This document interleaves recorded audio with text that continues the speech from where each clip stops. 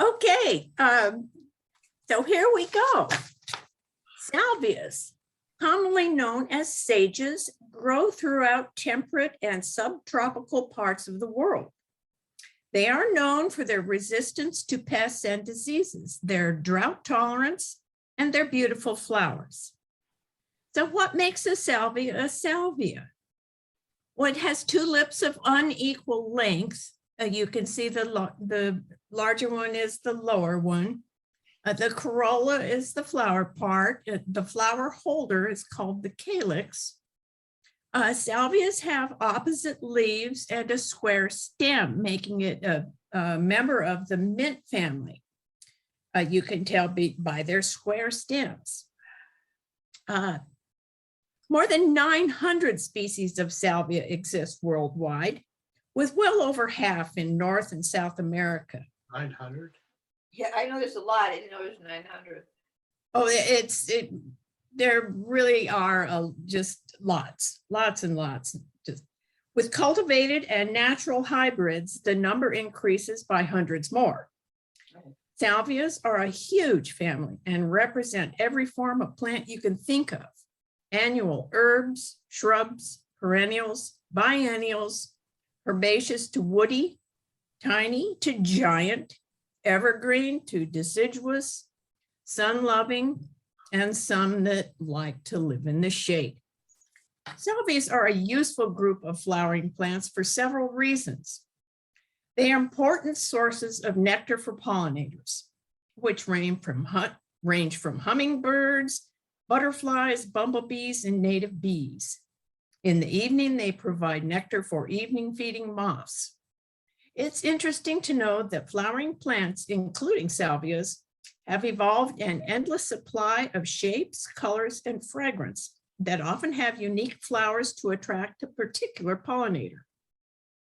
Salvias also attract tiny wasps and hoverflies, which help to keep destructive insect populations under control. And don't forget the honeybee. So the domesticated European honeybees are generalized foragers. They wander around as happenstance may have it, eventually pollinating a flower. Honeybees are not efficient pollinators compared to native bees. Different plants tend to be favored by different pollinators. For instance, I grew this spreading salvia with its lovely baby blue flowers. It was visited punctually every morning by a squad of native bees. They say native bees are loners, but not in this case. They would spend about 20 or 30 minutes on the plant and then fly off together to wherever their next stop was. So this bog sage is purported to like growing close to water, but my plant was in full sun in the middle of the yard and flourished successfully, almost too successfully, as I found myself chopping it back after bloom periods several times in summer months. And these are the fuzzy native bumblebees that love the bog sage. Aren't they darling? Compared to honeybees, native bees are more task-specific foragers. They know what they want. And these big black carpenter bees love hot lip salvia. Maybe it's because bees like white, yellow, blue, or UV colored flowers that have a fresh, mild, pleasant scent, like most salvias. Salvias usually compensate for their small flower size by producing lots of them, like hot lips. Now pictured here is a publication from the University of California, A&R, Agricultural and Natural Resources. It contains valuable scientifically researched information. It has everything you need to know to be a successful steward of your pollinator garden. What pollinators need from plants is food, shelter, and a place to lay eggs and or raise young. Conversely, what the plant needs from the pollinator is genetic material to carry on its life cycle. Successful pollination of a flower is the outcome of this activity. It's this natural partnership that enables both parties to survive. After reading your A&R publication, you might have decided you can't wait to create a habitat garden for pollinators. Now you know you'll need plants they like, and you need at least 20 different varieties of flowers. Your chosen flower types need to be grouped into individual patches. It's recommended that the flower patch be about 4 feet by 4 feet so the pollinator can find the patch. I have found that they do find individual plants. But also, there needs to be a seasonal sequence of nectar and pollen and bloom all season long, from very early spring through October. And they need fresh water. Provide shallow water so your bees won't drown. Try placing a flat rock in the water so bees can climb on it. You can also float pieces of corkboard. I once made some into lily pad shapes. I was going to have a picture of them, but I could not find them. The corkboard soaks up the water so the bees can safely land and drink water from it, and avoid pesticides. Salvias are fairly easy to propagate by taking cuttings. Cuttings are by far the quickest way to propagate your plants and ensures the plant comes true to form. Please be aware that propagating cultivars for sale is forbidden. The best time to take cuttings are spring, autumn, and winter for large leaf varieties. The reason being that they don't transpire as much moisture when it's cool. Spring is the best for herbaceous salvias before they start flowering. You'll have greater success with these small leaf salvias if cuttings are taken in spring and summer when sap is actively functioning. Small leafed varieties will sit and frustrate you if taken in cooler months. Pruning salvias is very easy and can be done at any time of the year. When you have time, this is true if you live in the suburbs, but if you live in the country or live in a cold area, then a little more care is needed. That wouldn't really apply to us. The rule of thumb is to always cut to a bud that looks as if it's growing or about to shoot. Salvias put on new growth at the base of stems as well as where you've cut the stem. So tip cuttings. Tip cuttings are the young new growth where stems have not hardened. The stem will be flexible and will not snap off. Take cuttings about 4 to 5 inches from the tip, strip the bottom leaves, remove any flower buds, and remove the growing tip. This may sound blasphemous, but it will encourage new shoots and make the plant bushy. So these are the nodes that we're talking about. Cut through or immediately below the node. This is where the growing cells are. This is very important in all the larger growing salvias as they have hollow stems. If the salvia has spaces between long spaces between the nodes, you'll need a deeper pot. And don't worry about cutting off the flowers. They'll be back in 3 to 4 weeks. Now, straggly shrubs, I have plenty in my garden. One of them's on the right there. If the plant is straggly and has about 2 or 3 stems, cut 2 stems back to the lower nodes and leave the other one. Wait until the stems begin to shoot before cutting down that last scraggly stem. Often, if you cut all the stems down at once, especially if too severely, then the plant can go into shock and die. This method ensures that you don't lose your plant when pruned. Now here's for perennial salvias, which are actually most of them in my garden anyway. These are usually plants with tall, straight stems that come directly out of the ground, and they produce new shoots at the base. Some people like to prune in fall, and some like to wait until spring when new growth is showing. And like I say, these are most of the plants that you will probably have in your garden. And here is a Salvia leucantha, or Mexican sage salvia, and it is an example of a perennial salvia. Now here's a herbaceous salvia. This type of pruning applies to all rosette clumping salvias. This group sends up one or more spikes of flower stems and can be cut down after they've finished flowering or in autumn. Leave a bit of a stem so you know where they are, so you don't accidentally dig them up. When new growth starts to appear, protect them from midnight munchers until the growth is strong enough to withstand their onslaught.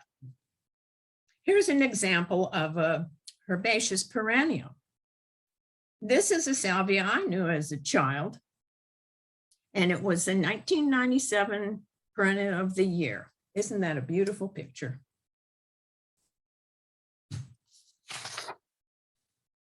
So here's microphylla.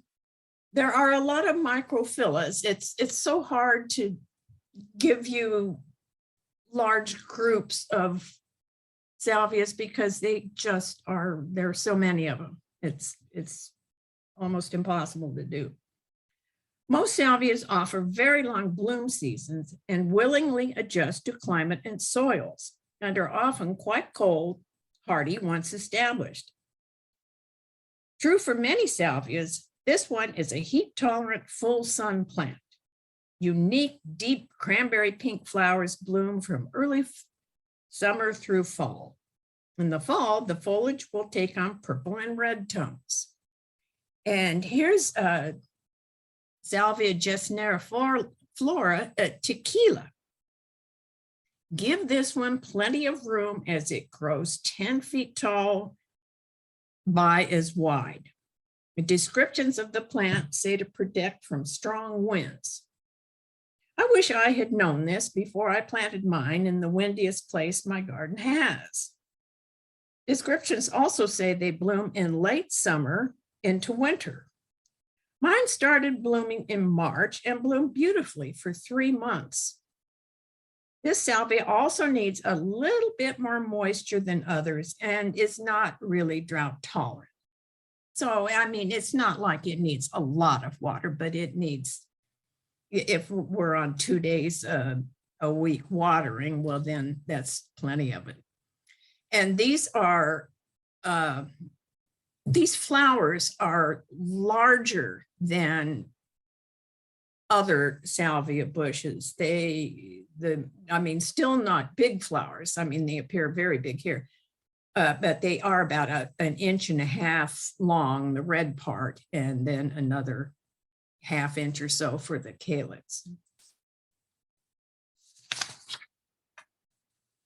Now this is amistad, and I wish it just showed a better picture. I really can't find a good one.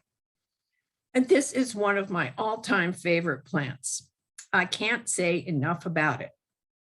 It behaves almost like a dog trying to please its owner. It grows quickly after it's been pruned nearly to the ground in spring, which is what I did. And now it's this tall. This is my plant. It's about 4.5 feet tall. It's a full plant with an abundance of blooms. Its dark purple flowers with nearly black calyx bloom tirelessly from early spring until frost. And the flowers are a magnet for butterflies and hummingbirds as well as bees.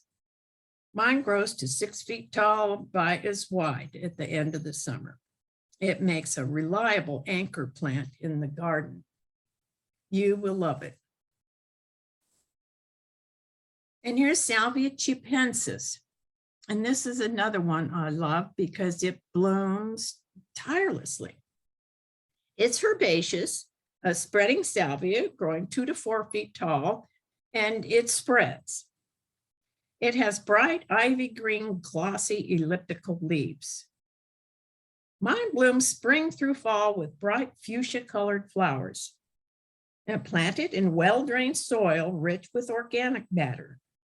It requires regular irrigation again, so you can plant it next to your Salvia tequila and needs protection if the temperature dips into the mid-20s.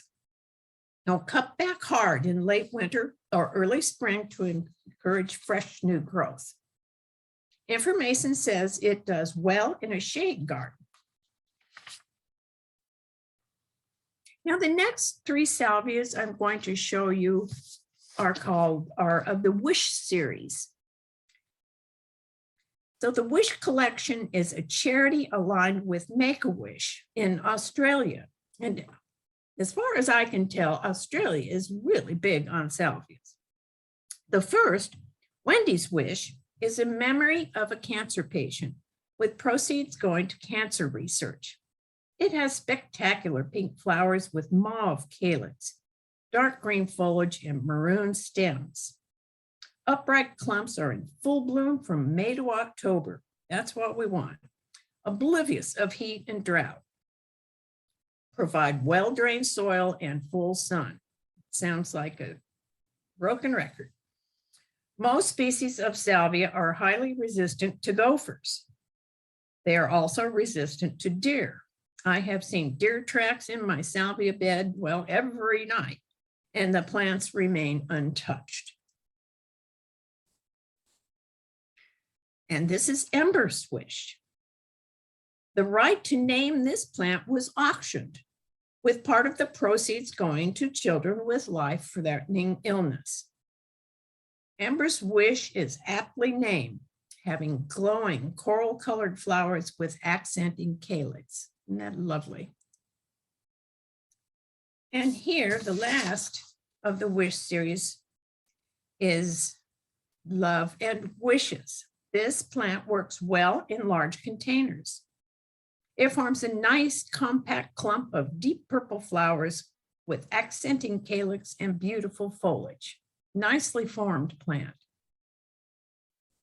And if you're got a lot of energy and want to plant some seeds, think you can grow annual salvias from seed. Or you can purchase little plants at the nursery, of course.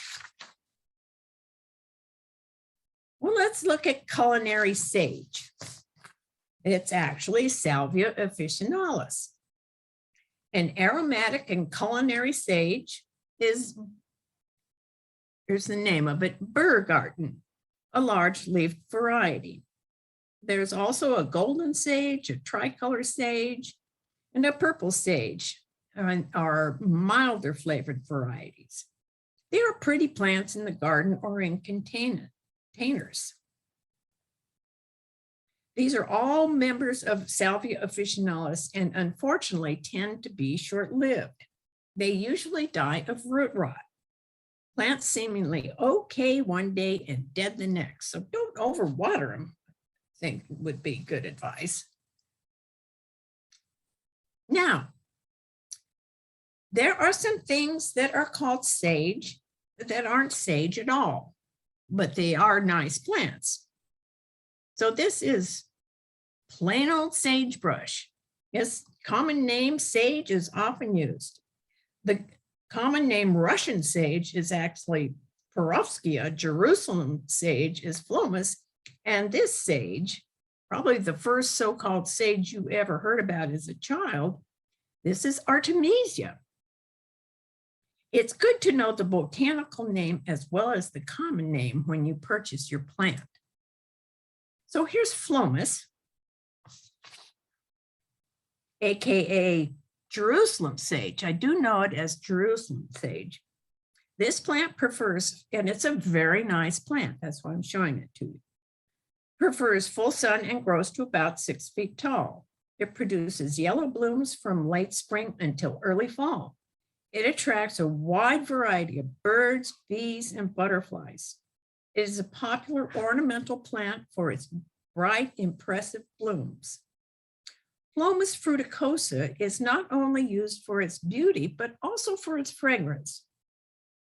When the leaves are bruised, they have a very pleasing perfume-like scent. Phlomis fruticosa is deer resistant. And here's that Russian sage we were talking about, Perovskia. So despite its common name, the Russian sage is not a relative of the common sage genus Salvia. Although it is a member of the mint family, has square stems and two-lipped flowers. So go figure. This is a tough plant. This is a great plant. Easily grown in average, well-drained soils in full sun. Stems are more likely to flop if plants are grown in part shade or as summer progresses. Try trimming about a third of it back in late May or early June to produce a more dense, compact form. Excuse me. You know what I'm thinking, what I'm talking about is your plants that grow up and then they fall open, which is bad form, bad form. Oh, Russian sage is still churning along when there is no other color in the garden. It has no serious insect or disease problems. It contrasts well with both pink and yellow perennials. So cut back the plants almost to the ground in late winter to early spring as soon as new growth appears. So let's look at a few California natives. They're such good plants. Though we live in the Mediterranean climate of California, a native plant simplifies gardening. Natives are successful with or without you. It might be argued they do better without you. And most of these plants are drought tolerant, a necessity in a warming climate. So this California native, sticky monkey flower, or some people call it a bush monkey flower, blooms with profuse yellow to orange to red and cultivars of white, and mostly during the spring and fall, but occasionally through the summer. They require very little water after the first year and aren't fussy about the soil. So cut them back after blooming to a pair of leaves. And I find that hard to do because there are pairs of leaves all the way up the plant. So I don't quite understand that, but that's what it said. So I'm letting you know. This is an excellent plant for dry shade too. And it succeeds in other conditions too. I have seen it growing out of granite walls. So yes, it needs good drainage. So having something in bloom all season long will keep pollinators fed and encourage them to stay. There are 3 California native plant mainstays you might use as poster children for continuous bloom. So the early season plant I'll talk about is a Cyanosis. They can be evergreen or deciduous. There are so many varieties and growth habits to choose from. They prefer lean soil conditions and must have good drainage. When mature, they should not receive any summer water. Really, I have killed so many. Winter wet can also drown them. So they really mean it. Don't water them in the summertime. For mid-season, there's buckwheat. It blooms June through fall. This is California buckwheat, Eriogonum fasciculatum, one of several species of buckwheat that are native to California. A comment I read said it's like baby's breath on steroids. It attracts many native bees when blooming. Grow it in a sunny, dry border with California fuchsia, some Hens Demon, yarrow, and sages, or salvias. It needs no summer water once established. No, no, no. Now for late bloom, try Coyote Bush or Coyote Brush. It's known as both. It blooms between August and December, and it's an indispensable source of autumn nectar for hundreds of insects. The leaves are fire retardant, having a chemical makeup that reduces their ability to catch on fire. Baccharis is an excellent habitat plant, offering food and cover to a wide variety of wildlife, including most of the predatory wasps, small butterflies, and native flies. So there is some controversy about when the coyote brush dries up, it will go up like tinder.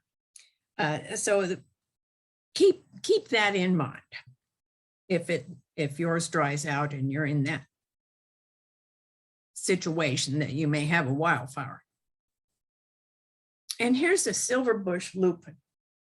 I have one of these, and it's just a showstopper in the spring. It grows to about 4 feet tall and by as wide. It's very woody, very brittle. So it really just tends to break off if you brush against it. So put it somewhere where nobody's going in and out of the door and going by it frequently. And of course, Manzanita. What other California native can we talk about besides Manzanita? There are so many forms of it, and it's just a lovely, lovely plant. And it has flowers in the spring, white flowers that the pollinators love. And here are 2 forms of epilobium, the California Fuchsia. It's a pretty California native that blooms from summer through fall. It's a perennial plant, usually the only native California plant flowering at the height of summer. That's why we have the other plants. That's why we have our salvias.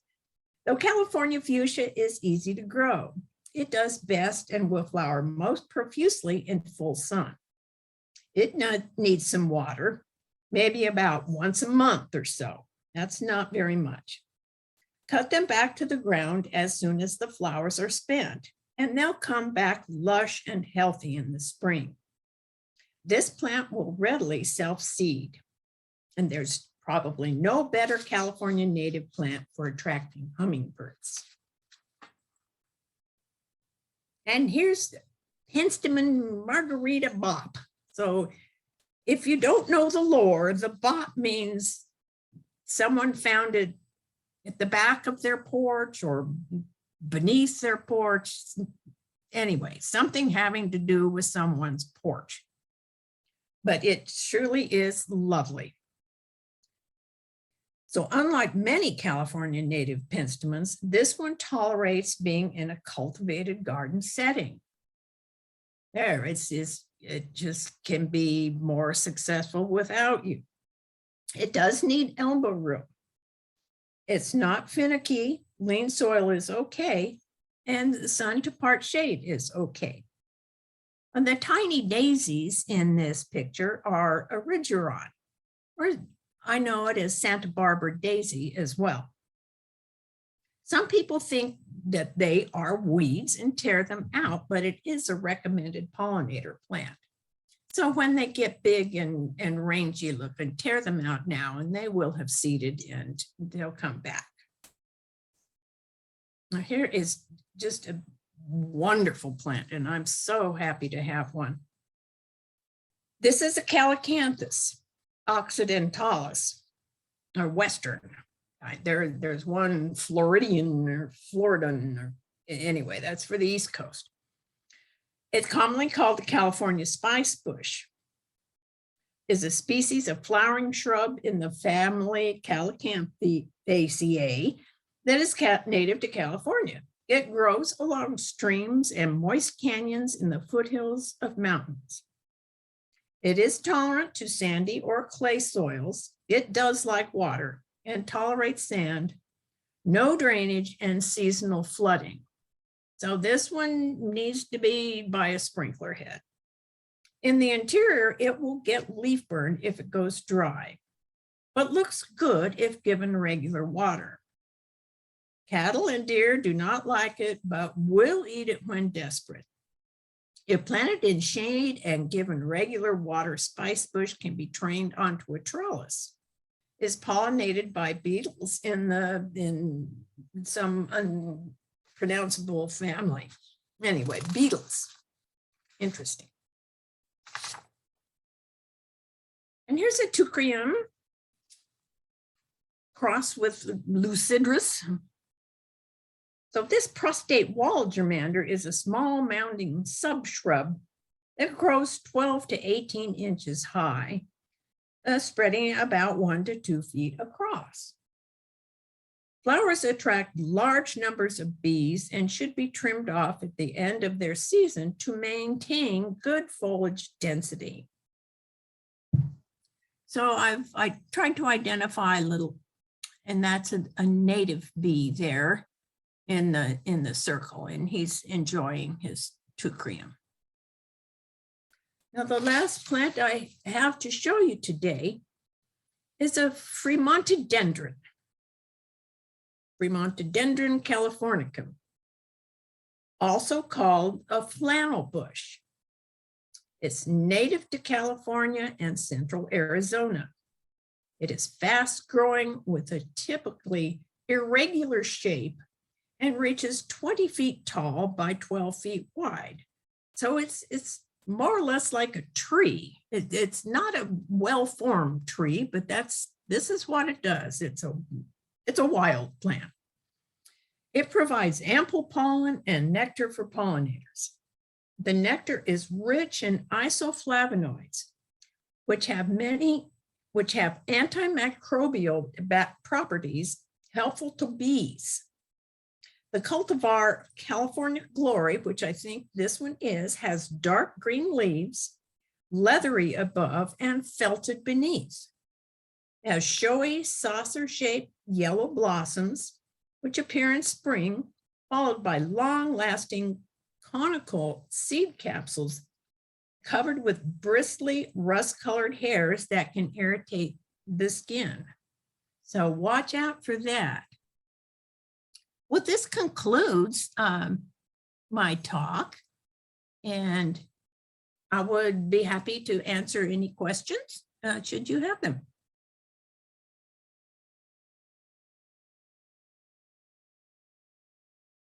Guess I should look at chat. Thank you, Jane. I don't see anything in the chat at the moment. No, I don't see anything in the chat. Anybody ask questions? I put you to sleep so soundly. Actually, I wanted to ask you, do you know if Phlomis or the Jerusalem sage is a native, California native or not? I'm not sure. I'm not sure. I wasn't sure about that one either. Yeah. I should be able to look that up right now, but I don't. I'd like to ask if anybody has a favorite salvia that they already grow that they love, just to put that in the chat. Just so Oh, that's a good. see. What's your favorite salvia if you have one? That's a good one. That's a good one. I do have a question.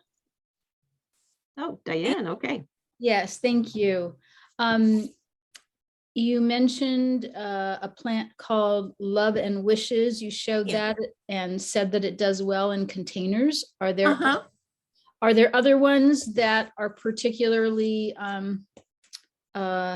okay in containers that do well in containers? Yes, I think any of the smaller, any of those wish series, I think would probably do well in containers. Okay. Of course, if you ask your nursery person, they would know. But, okay. Check out, how big your salvia grows. And if it doesn't get huge, then I'm sure it would be okay in containers. But put it in, putting plants in containers is, we have a person who speaks to us occasionally, says it's torture. It's plant torture. But if it's big enough, they'll do fine. Well, I don't have great soil that can be cultivated. There are a lot of trees and roots in the ground.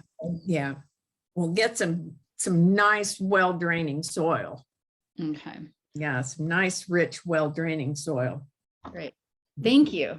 I have to say, I was not ever successful with culinary sage until I was growing it in a container. And I've been growing a small one in one container and then also one in my raised bed, which has very good drainage and they've survived.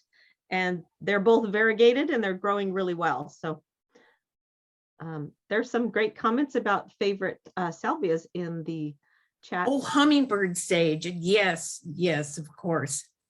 Yeah. White sage is another one that was mentioned. And there's white sage. And also, did we talk about the pineapple sage? It's just such a, Right. I really should have had that in there. It's such a nice salvia. It really smells like pineapple. You know the common name for Salvia leucantha or Salvia spathica? Salvia spathacia, I think, is hummingbird sage. Oh, okay. And Yeah. leucantha, is that the white sage? Leucantha is a Mexican sage, Oh, the fuzzy purple. hummingbird sage. Oh, wonderful. Oh, and limelight. Limelight's a nice one. Now limelight you have to wait until the fall, but then it really has a nice show. Really has a nice. Can you describe that one? Because that is a really pretty one. The flowers are a little different color. Well, it has the purple flowers and green calyx. Mhm. It's a nicely formed. It's a big plant. It's a big one. So that one doesn't go in a container.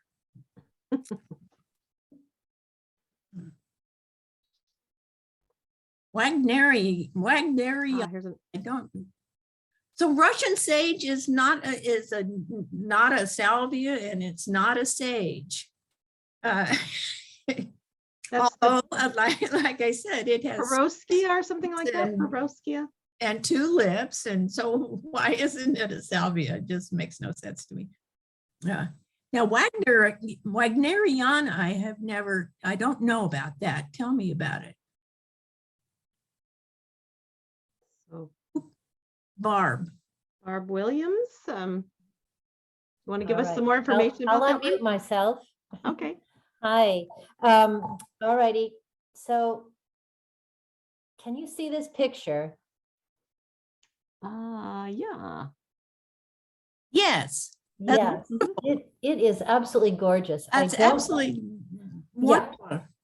I don't know what you call it, but the flower head is compounded. So the flowers open up, one after one after one, and maybe, In succession.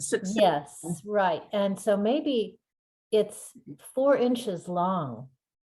The actual flower, the head of each stem, right? And the plant can grow, I think it can grow up to 8 feet by 8 feet, and the branches are arching, and it is really remarkable. It's gorgeous. I'm writing that down. Yeah. Yeah. We're going to look into that one. Yeah. Great.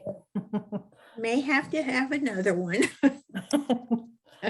I think one of the greatest things about salvia is that they're fairly easy to propagate, and that's just, Yes. you can share them so readily with your friends. Yeah, and no, that's you my can share them favorite. with your friends. That's half the fun. I just love to do that.